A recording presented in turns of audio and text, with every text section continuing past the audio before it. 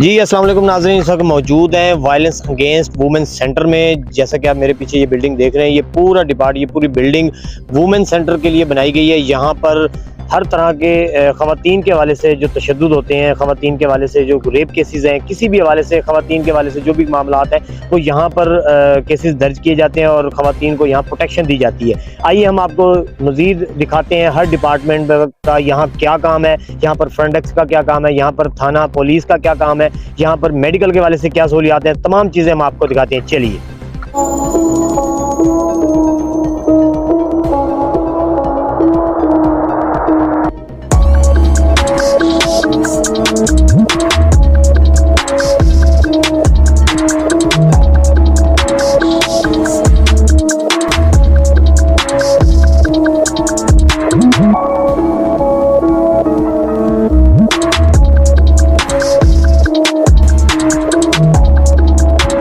अच्छा मैडम, हमें ये गाइड कीजिएगा,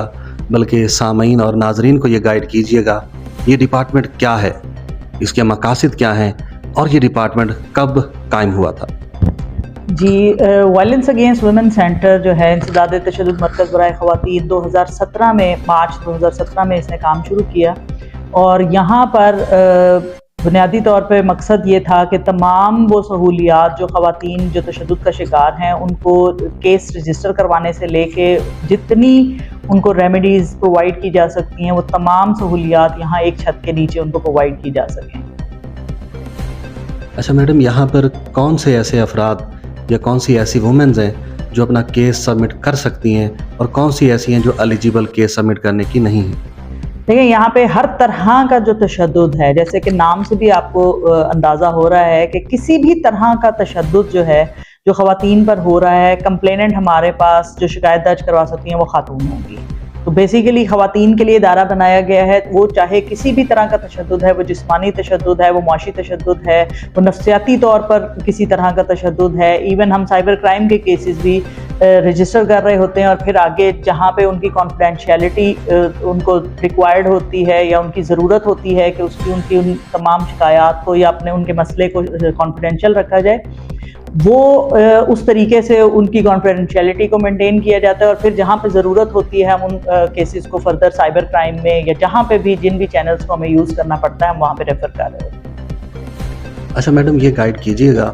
कि ये एक मेगा डिपार्टमेंट है जी, इसके अंदर मज़ीद कितने मिनी डिपार्टमेंट्स काम कर रहे हैं? जी, यहाँ पे वायलेंस अगेंस्ट वुमेन सेंटर में जैसे मैंने आपको बताया, एक हमारा फ्रंट डेस्क है जहाँ पे कंप्लेंट रजिस्टर होती है। उसके अलावा जो यहाँ पे सहूलियात मुहैया की जाती हैं उनमें वुमेन पुलिस स्टेशन की सर्विस मौजूद है, मेडिकल लीगल की सर्विस मौजूद है, हमारे पास प्रोसिक्यूशन डिपार्टमेंट है और उसके अलावा जो एक और सेक्शन है that is mediation and rehabilitation section, जिसमें बेसिकली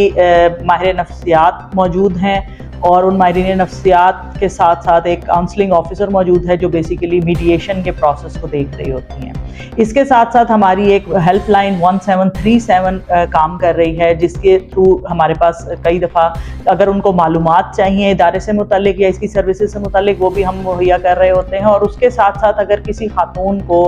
हब्से बेजा में रखा जाता है या किसी जगह पे रोक दिया जाता है और उसको बाहर निकलने की या इवन अपने घर वालों से मिलने की इजाज़त नहीं होती, तो वहाँ पे रेस्क्यू की सहूलत भी हम दे रहे होते हैं। वो रेस्क्यू के लिए भी लोग या तो 1737 हेल्पलाइन पे कॉल कर रहे होते हैं और या फिर हमारे पास यहाँ पर दरख्वास्त लेके आते हैं और उनके बिहाफ पे, खातून के बिहाफ पे कोई भी उनकी फैमिली मेम्बर या कोई भी और शख्स, कोई खातून आके यहाँ पे केस रजिस्टर करवा सकते हैं। अच्छा, यहाँ पर मैडम फाइनल आउटकम क्या होता है कि फाइनली जब केस फाइल अप हो गया, उसकी प्रोसीडिंग हो गई, या तो उसमें रिहेबिलिटेशन हो जाएगी, और अगर रिहेबिलिटेशन नहीं होती,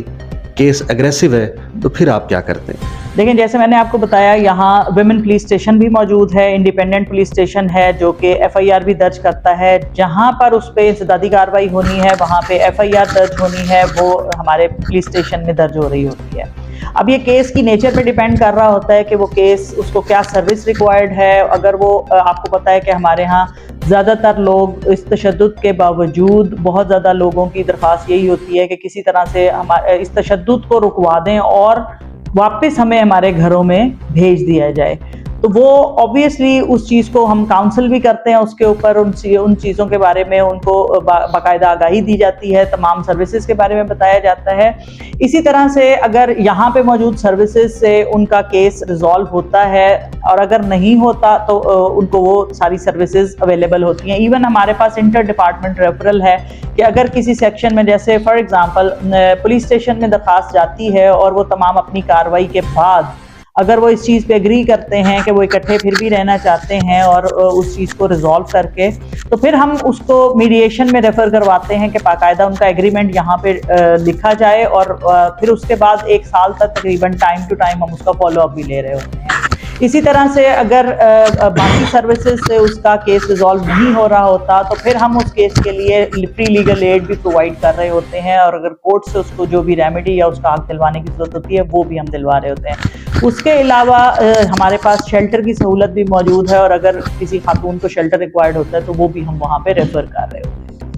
इसी तरह से बहुत सारे और इदारे जो गवर्नमेंट के हमारे पास अवेलेबल हैं, अगर उस खातून को उन तमाम इदारों में से कोई सहूलत चाहिए होती है तो हम वो भी उनको वहाँ पे प्रोवाइड कर रहे होते हैं या उन इदारों में अपने केसेस को रेफर कर रहे होते हैं। इसमें अभी पंजाब के 35 अजला में गवर्नमेंट ने, जहाँ पर शहीद बेनज़ीर भुट्टो क्राइसिस सेंटर्स मौजूद हैं, उनको नोटिफाई कर दिए और वहाँ पर जहाँ पर ये मौजूद नहीं है वहाँ पर दारुल अमान को प्रोटेक्शन सेंटर डिक्लेयर कर दिया वॉक की तरह। और उसके साथ साथ जो वहाँ पर मौजूद उनके इंचार्ज हैं उनको district women protection officer government की तरफ से नोटिफाई कर दिया गया है और उनकी वो तमाम रिस्पॉन्सिबिलिटीज इसी तरह से जिस तरह हम यहाँ सर्विसेज दे रहे हैं उसी तरह से वो वहाँ पे अपनी सर्विसेज प्रोवाइड कर रहे हैं। अच्छा मैम, इसमें यह है कि जैसा कि आपने बताया कि ख़वातीन के हवाले से उनको हर तरह से किसी भी किस्म का उन पर जो तशद्दुद होता है या उनके साथ कोई वायलेशन होता है या कोई ज़्यादती होती है तो उस हवाले से वो यहाँ पर एप्लीकेशन रजिस्टर करवा सकती हैं। तो अभी थोड़ी देर पहले आपने बात की रिकवर करने की, मतलब रेस्क्यू करने की ख़वातीन को। तो आजकल जैसे हमारी जनरेशन है तो उसमें यंग लड़कियाँ अक्सर घर से भाग के शादी वगैरह भी कर लेती हैं, लेकिन जब उनको आगे से असलियत का पता चलता है फिर वो कोशिश करती हैं, पीछे अपने वालिदैन के साथ रब्ता करती हैं। उन केसेस में आप किस तरह मतलब उनको वो करती हैं? देखिए, उस टाइम पे जब वो हमारे तक पहुंचती हैं उस वक्त उनकी जो ज़रूरत होती है उसको देखा जाता है, उनकी सेफ्टी को देखा जाता है कि कहाँ पे वो महफूज रह सकती हैं। फिर मैंने आपको बताया कि जो सर्विसेज यहाँ पे मौजूद हैं उसको वहाँ से जो भी सर्विस रिक्वायर्ड है वो उनको प्रोवाइड की जाती है। उसके बाद अगेन फैसला उस शख्स ने खुद करना है कि उसे मज़ीद किस सहूलत की ज़रूरत है और वो अपनी ज़िंदगी के लिए क्या फ़ैसला करता है। हम बेसिकली उनको फैसिलिटेट कर रहे होते हैं यहाँ पे और तमाम सर्विसेज के बारे में बता के और उसके बाद जो सर्विसेज उनको चाहिए होती हैं वो हम उनको मुहैया कर रहे हैं। अच्छा मैम, ये है कि माशाल्लाह ये इतना बड़ा एक इदारा बना हुआ है और काफ़ी अरसे से काम भी कर रहा है और वर्क नज़र आ रहा है, लेकिन ख़वातीन हमारी जो है ना अक्सर देखा जाता है कि ख़वातीन को अवेयरनेस नहीं है इस हवाले से। ख़वातीन अक्सर थानों में जाती हैं, वहाँ ज़लील होती हैं, खज्जल ख्वार होती हैं और उसके बाद फिर वो घर बैठ जाती हैं, तो उनके साथ जो वायलेशन होती है या उनके साथ जो ज़्यादती होती है वो उसका अजाला नहीं हो पाता। तो उस हवाले से इदारा क्या इक़दाम कर रहा है, मोटिवेशन के हवाले से, आगाही प्रोग्राम के हवाले से, इस तरह से किस तरह की मतलब चीज़ें चल रही हैं? जी, उसमें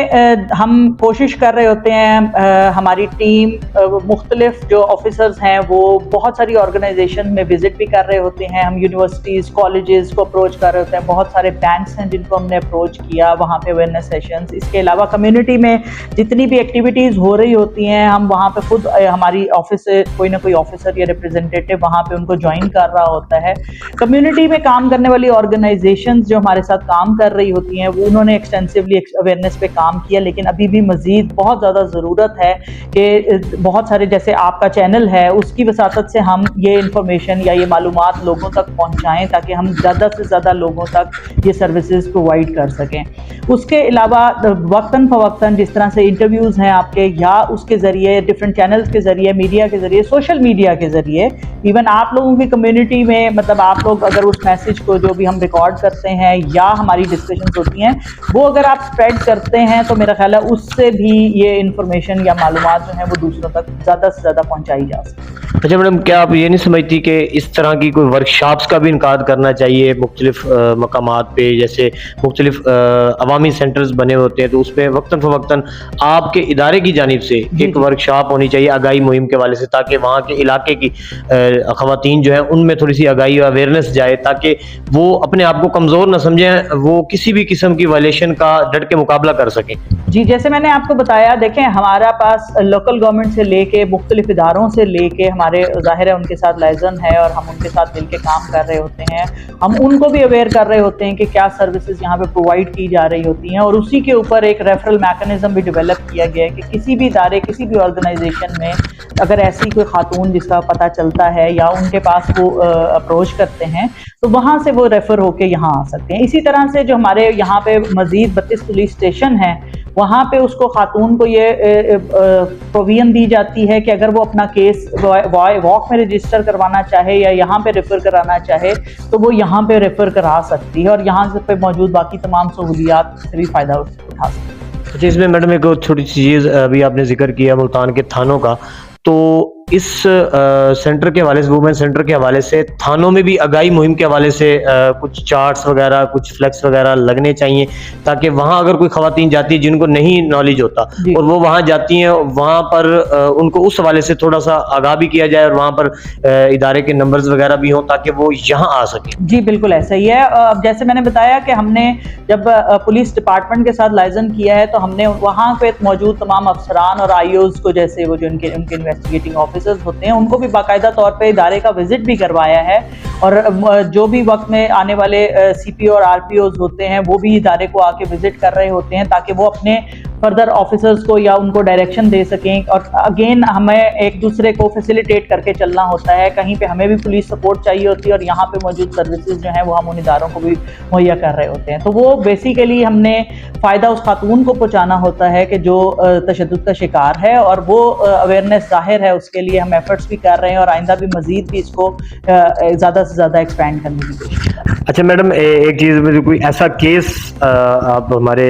इन तमाम इदारों के तवज्जुह से बताना चाहिए जो आपके लिए एक इंटरेस्टिंग रहा हो इस इदारे में आने के बाद, जो आपको अभी तक भूला ना हो, कोई ऐसा केस? देखिए, ये केसेस बहुत ज़्यादा हैं। एक ख़ास तौर पे मैं बताऊंगी कि इस एक्ट के ऊपर जिस पे ये सेंटर बना हुआ है, प्रोटेक्शन सेंटर बनाया हुआ है, Punjab protection of women against violence act अब अमेंड हो गया है 2022 में। उसमें हमने बेसिकली जो रेमेडीज खवातीन को लेके देनी है वो प्रोटेक्शन ऑर्डर की, रेजिडेंशियल ऑर्डर की और मॉनेटरी ऑर्डर्स की हैं। तो उसमें एक केस था हमारा कि वो मतलब अच्छी फैमिली से बिलोंग करती थी, सोशो इकोनॉमिक स्टेटस भी उनका मतलब अच्छा था, और उसमें हमने उनको ये तमाम तीनों ऑर्डर्स हमने कोर्ट से उनको लेके दिए थे। वो हमारी बहुत बड़ी सक्सेस स्टोरी थी कि उसमें हमने वो तमाम तीनों ऑर्डर्स उन खातून को लेके दिए थे। अब वो अपने घर में मौजूद हैं, जहाँ पे पहले उनको रिस्ट्रिक्ट किया गया था एक रूम तक। अभी उनके फिर जो उनकी जो भी मुस्ताजरी और वो पैसों का मामला था मॉनेटरी ऑर्डर्स के थ्रू उनको वो भी लेके दिया गया। वो फाइनेंशियली इंडिपेंडेंट हैं, और इसी तरह से उनको जो प्रोटेक्शन ऑर्डर दिए गए थे वो भी कोर्ट ऑर्डर्स की तरफ से उनको पाबंद किया गया, जो डिफेंडेंट है कि वो उनको किसी की तरह किस्म का नुकसान नहीं पहुँचाएगा। इसके साथ साथ एक हमने जो एक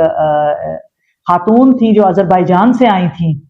उनको हमने पुलिस की सपोर्ट से जो हमारे तक पहुंची उनको हमने रेस्क्यू भी किया, और फिर उसके बाद हमने उनको प्रॉपरली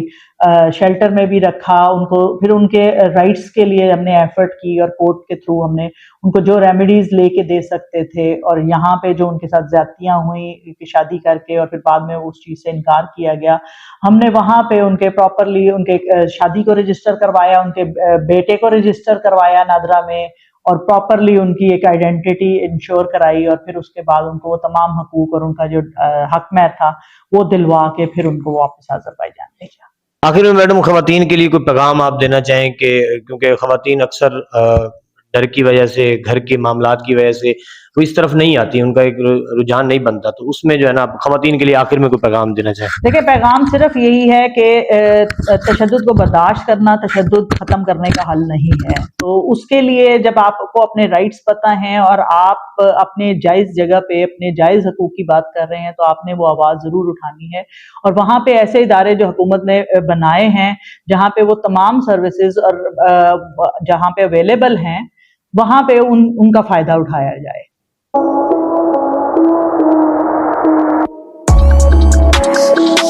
है।